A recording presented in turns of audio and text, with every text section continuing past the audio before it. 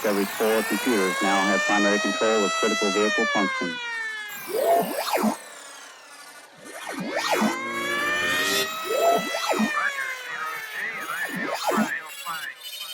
Atomic Friends. 5, 4, 3, 2, 1, 0. All engine running. Liftoff. We have a liftoff.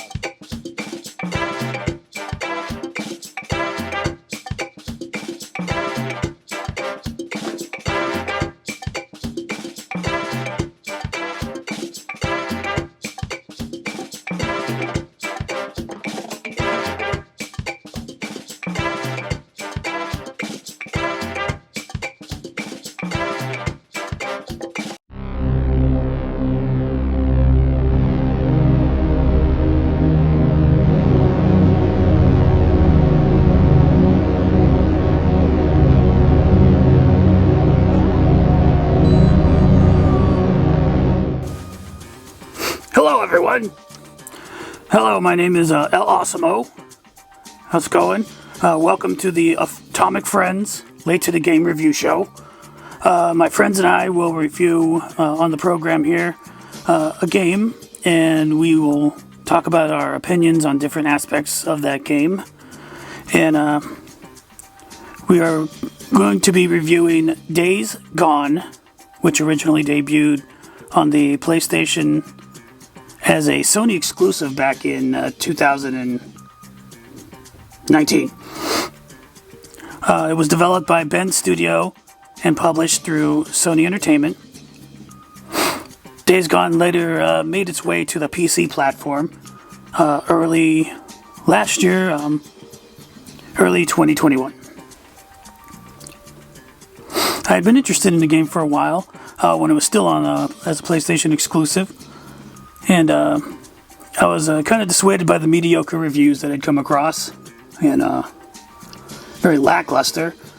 So yeah, I never picked it up. I didn't want to pay full price. I haven't really played much PlayStation. Been more on the Switch.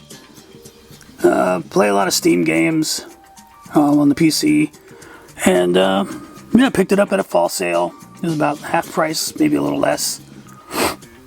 Anyways, I thought the gameplay looked pretty good, and the footage of the hordes, the motorcycle, yeah, it looked really appealing, so I took a chance, half price, whatever.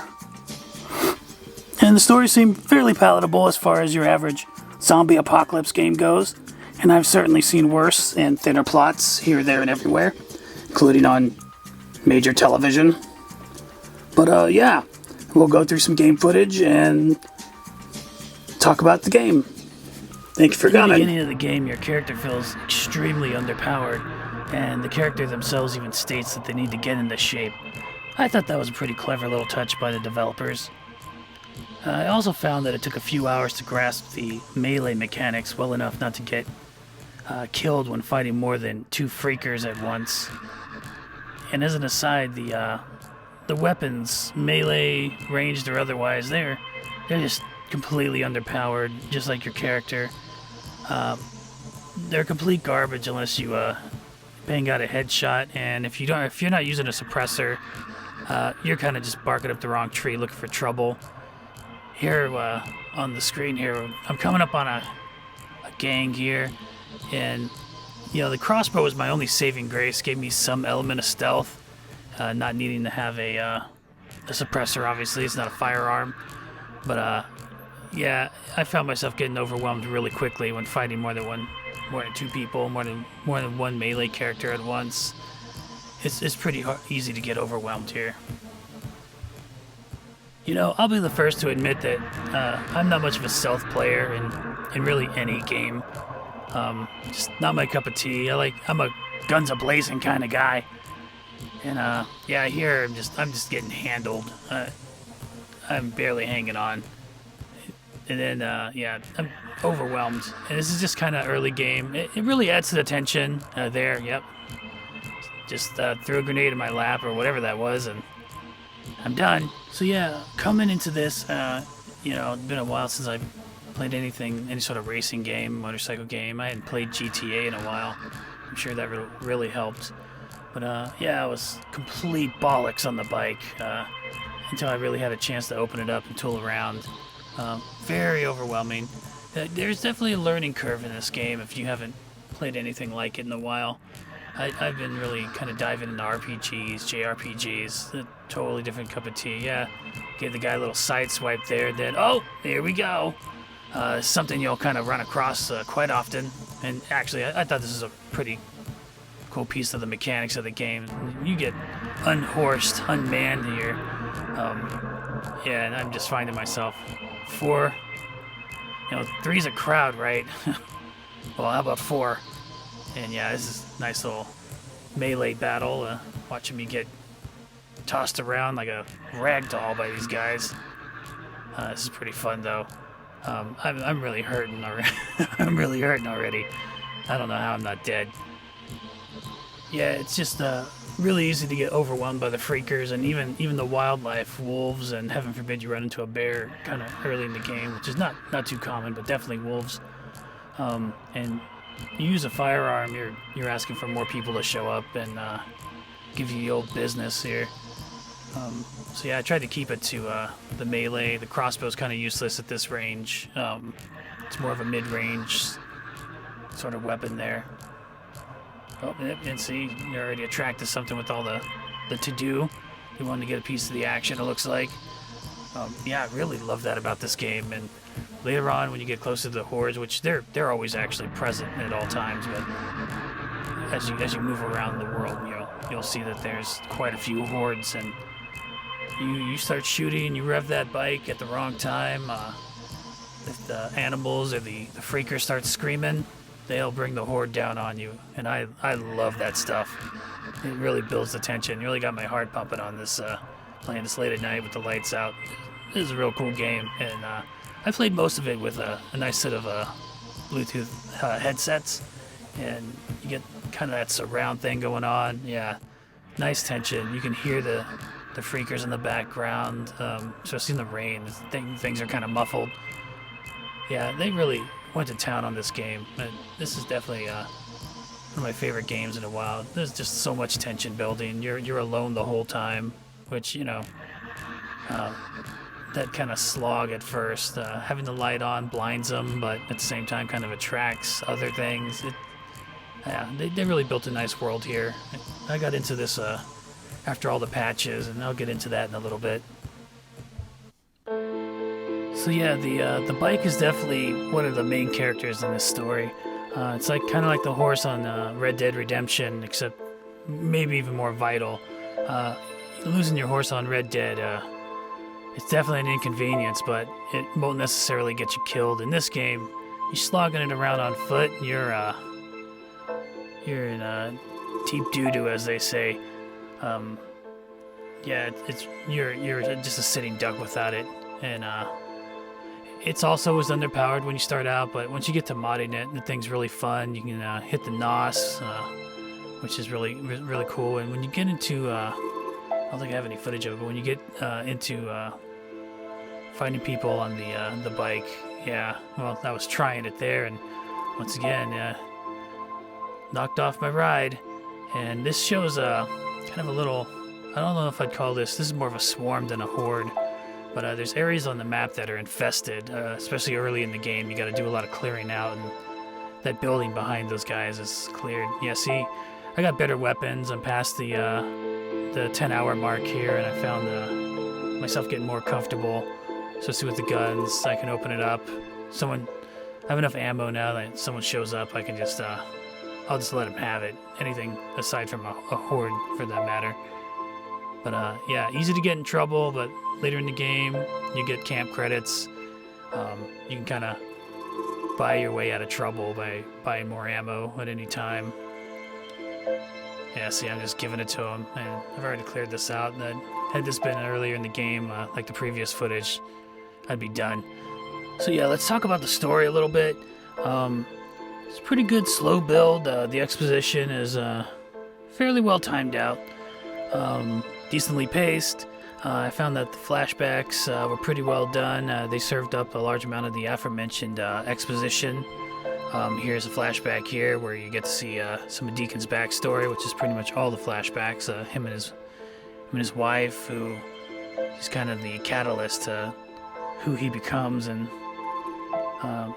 it's used in the development of his backstory here, and they give you a reason to care about Deacon St. John. He's kind of a callous, cold disposition kind of guy in the present time. A lot of people felt that he didn't have much depth, but man who lost everything. He's a little two-dimensional, but these flashbacks really kind of fill his story out. So yeah, as far as characters go, it's a pretty thin cast. You have Boozer here. He's Deacon's partner. He's with you at the beginning. They're in the same motorcycle gang. I think they're called the Mongrels. It's kind of the Sons of Anarchy aspect of the game here. Sons of Anarchy kind of meets Walking Dead. Anyways, Boozer has a little bit of depth. He definitely has some character development by the end of the story. I thought that was pretty nice. But all in all, yeah, you really don't get too close to anyone. Yeah, you really find yourself alone in this game as Deacon. He's definitely a loner. Not too much going on here. Yeah, it kind of adds to the claustrophobic feel of the game, that sense that all is lost. About midway through the game, you meet a couple more characters from, I guess, where they were previously, the camp they were hanging out at, previous to the beginning of the game. You meet Ricky here. You got Big Mike taking a nap, and yeah, you get a couple missions with Ricky. You get to know her a little bit. That's pretty cool. I guess she's the next fleshed out character next to Boozer. And yeah, it's really not too much of a cast here. Yeah, really in the flashbacks is probably where you get most of the character development. You have Sarah again. I've talked about it previously, but I would say she's I guess maybe even more than Boozer. You really get to see a lot of her, and she's really developed. And you see the timeline from when they first meet to what you're seeing on the screen here. You get a nice little proposal backstory here. Yeah, and all this leads actually into the plot,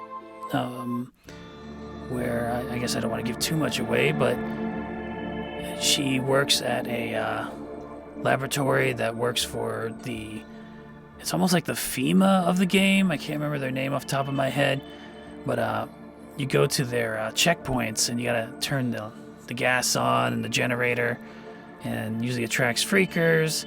But that's how you get your stamina level ups and your focus and your health. You get these pneumatic shots that kind of up your game. As far as the general plot goes, you don't know too many details about the rest of the world, other than that the virus's spread was global. The main focus just doesn't stray too far out of Oregon / the Pacific Northwest. While the post-apocalyptic zombie genre is often, it's been a dime a dozen the last decade or so. And this one, I would say it stands out mainly due to the combination of story, characters, and gameplay. To be honest, none of those three aspects really stands on its own. Gameplay's alright, pretty good, not the best. The characters, same thing. Story, it's good enough, but yeah, somehow all of that kind of mediocrity turns out to make a pretty enjoyable game. I actually enjoyed myself. I feel like as I go through this review here, that I'm kind of downplaying it, giving it the mediocre reviews that I read previously, that I saw. But all in all, though, it's just addicting. I found this game so addicting. I can't really describe it. Maybe it's just playing around on the bike, just living in the world. And like I said, you're really all alone, and sometimes that can be kind of a disengaging aspect in some games. I guess I'd come off playing so many RPGs lately that I'm used to having a crew. I've been playing some of the Tales of games.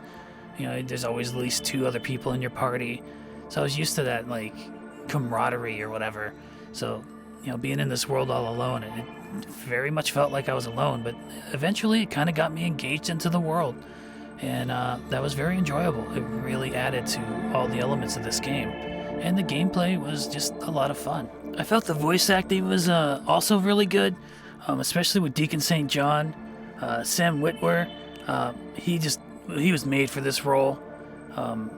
And yeah, he was definitely the standout. Mr. Darth Maul himself over here. I really enjoyed him in that, and I thought he really brought something to this role. He had a lot of feeling and delivery in his lines. Really sounded like a man at the end of his rope and maybe borderline suicidal. Sounded really sedate at times, but then would really kind of show some emotion in other times, especially when it came to the antagonist, or he was talking about the Rippers and Schizo. But anyways, yeah, and that leads me to another issue I had with the characters in the story, is with the antagonist. Oh man, I don't even know where to begin with that, but I'll leave it to my friend here, Noodles. He has a couple things to say about this.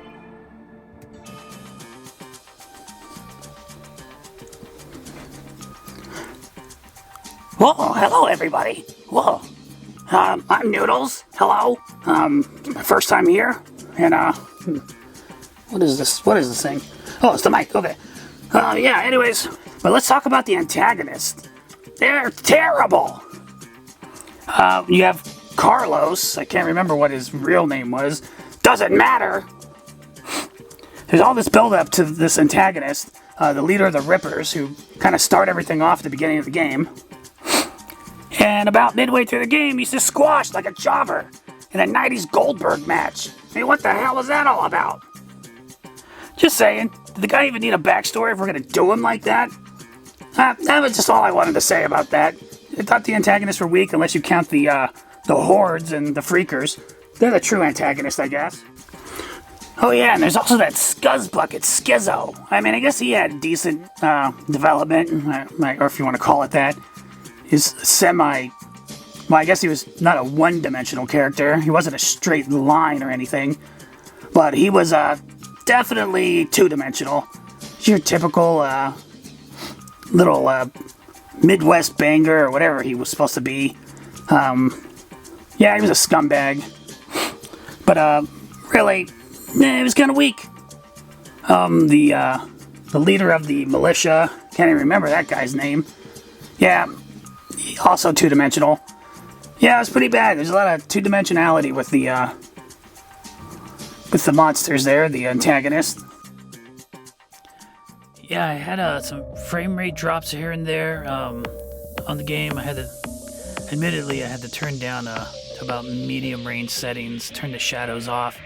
My gaming laptop's getting a little old. It's pretty underpowered, kind of like the firearms at the start of the game here. But even some of the issues occurred that occurred at the higher settings were occurring at the medium settings. It's kind of a rarity for my system. I can usually run AAA games pretty fine with just a little bump down. But that aside, I found that the world of Days Gone to be, I found it pretty stunning and beautiful in its ugly post-apocalyptic splendor. Immersion was really the kind of the catchphrase for this game here. You're on the bike. Yeah, I love shooting from the bike. Oh, that was so fun. That just kind of an FYI, when you get the sawed-off shotgun as a sidearm, it's great for clearing the freakers out of your way on the bike. But yeah, the creepy caves, going in here in the tunnels in the dark. Oh man, it really adds the freak factor here. Sometimes you hear sounds, you can hear them creeping around, but you can't see them. You got this light, and your peripheral vision is just shot here. Exploring buildings at night or these Nero sites. Oh man, when you're unlocking those, they're awesome. And here we come to probably one of the more popular aspects of this entire game. The thing that really sold myself and a lot of other people, the Hordes. Man, the Hordes, they're the stars of this game. I mean, in my opinion, they're the only fully fleshed out antagonist in this entire... my biggest beef, I think, is the antagonist and lack thereof, except for these guys. I love them. Yeah, they're just part of the amazing sights of this hellscape that is the world of Days Gone. Look at them just pouring. It's like some World War Z stuff, but way less cheesy. Look at that. This is one of the kind of a little late game mission here, but when they really introduce you to fighting the hordes, because up until this point in the game, yeah, you're not really doing much. Here I am botching it here, catching myself on fire, which playing with Molotovs, you're gonna get burned, right? Yeah, early in the game, you pretty much have to run for your life from these guys. Even the smaller hordes, this one's a pretty big one, but even the smaller hordes early on, you just don't have the firepower, you don't have the stamina. Like, I'm mastering that evasive role here, and if you watch any other people's gameplay footage, that's really the only way to survive these guys. And I just kind of circle around them, dropping the attractors, dropping the attractor bombs, and then busting out with the Molotovs. And, yeah, it's evasion, and just kind of whittling them down. And you cannot do that early in the game. Your stamina is just not up for the challenge. Horde hunting in the late game, it's great, it's fun. You got to use your environment to your advantage. You got strategically placed explosives here and there, things to kind of slow them down. You see me using these trucks here when I'm not burning myself to death. It slows them down. They got to climb up it. Granted, they can climb up the sides and kind of flank you, and that's what I like. The AI of these hordes, man, they're sneaky. They're coming at you from all angles. Yeah, they're pouring like water, and you got to try to avoid that and deal with it. And that's probably the funnest aspect of this game, especially in the late game. Of this, this stuff is great. I love these guys, these freakers. I really hope they come out with the second one. Recently, I did a little reading. It seems like it might have been canceled. Poor sales. Really? As far as I can tell, the sales were actually pretty good for this game, both on PlayStation and then on Steam. I think it was one of the top sellers for like the first month or two it came out. So I'm not really sure what they're on about there. I think just the bad critical reviews, which sure, it had its glitches from what I saw in previous gameplay and old reviews. Yeah, not the case. Fairly polished, about as polished as it's going to get, and a lot better than Cyberpunk. So there's that. But yeah, this is definitely worth a half price Steam. I got this, I think, at half price, $30, something like that. Worth every penny. Worth every penny. I love this game.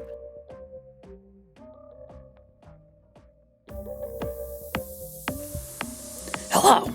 Now it's time for our conclusion. All in all, the game's pacing wasn't awfully bad. But like most games, you suffer from busy work from time to time, especially when you're working for the different camps in the game. The repetitive camp missions take away from the action and the storyline, especially in the late game portion. I found that the last section of the game gave a nice turn in the story all in all. Now, for a little spoiler alert, close your ears again. The ending was a little bit of a happy ending, a little too much for my taste, especially with the way things were playing out in the beginning of the game. And I think that the ending was a bit of a disservice to the character of Deacon St. John, which is, he's pretty much the be-all, end-all for this whole story. It seems that the ending of the game, it kind of changes course, and it was, to me, perhaps a setup for the sequel. With that said, then the ending would be almost fine, except that the rumors are that the sequel has been canceled. I could see the story maybe being a great dark trilogy of games, with the second game being a soul-crushing, hopeless arc of surviving characters being torn from Deacon St. John and the camps that were saved being completely overrun by massive hordes of evolved freakers. At least, that's what this layman envisions. Another cool turn would be maybe, in one of the supposed sequels that never will happen, is that maybe some of the survivors come down with a new strain of the hooligan virus. We may never know now. Despite negative reviews that originally kept me away from this game, I thoroughly enjoyed it, and I know a bunch of other reviewers feel the same nowadays. The game was awesome, and it had a fairly enjoyable, largely open world, and fun game mechanics. I really liked bombing around like a madman on that motorcycle. The game was definitely a good hoot, especially once you build up your bike and your character, you get better weapons. It's definitely a lot of fun to take on the large hordes. The story was engaging, And I found this game to be well crafted and rated among the best games that I've played the last couple years. Definitely one of the most enjoyable. So yeah, in conclusion, we got this game on sale on Steam, and I would say, as far as entertainment goes, it was worth every penny. We're currently playing a few games, and we'll bring some more reviews in the future. So as far as an overall rating for the Atomic Friends, I would give it about 7.5 out of 10 overall. There's some hiccups here and there. It ran kind of buggy on my machine. I've heard this is not unusual, even on higher quality machines. But all in all, the bugs are pretty ironed out. If you should buy it, play it, or spend any of your time on it, then the Atomic Friends, the four of us, give it about a 3.5 thumbs up. So that's definitely a buy, especially if you see it on sale, worth every penny. So take that into consideration whenever you see it on sale. Thank you very much. Yeah, and I wanted to thank you all for coming. Give us a like if you enjoyed the review. Give us a thumbs up, yeah. If you didn't, and give us a thumb down, I guess, if you hate puppets. But remember, they probably hate you too. Probably do. And subscribe, hit the bell to get updates on new reviews by us here at the Atomic Friends. Bye! Whoa! Whoa!